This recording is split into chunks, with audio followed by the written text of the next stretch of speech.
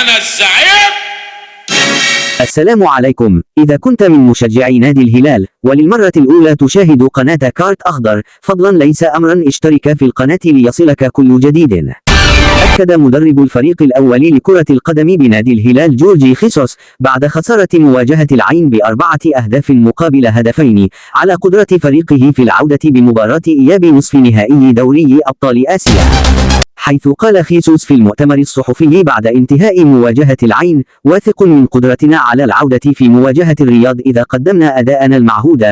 وأشرت لجماهير الهلال بعد مواجهة العين بأنه تبقى مباراة نتمنى أن يساندونا فيها.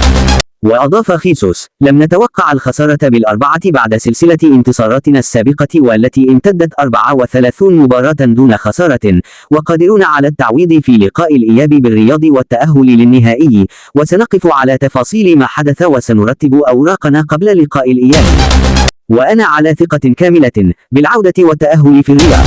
وتوقفت انتصارات فريق الكرة بنادي الهلال عند الرقم 34 بشكل متتالي بعد الخسارة على يد العين الإماراتي في ذهاب نصف نهائي دوري أبطال آسيا.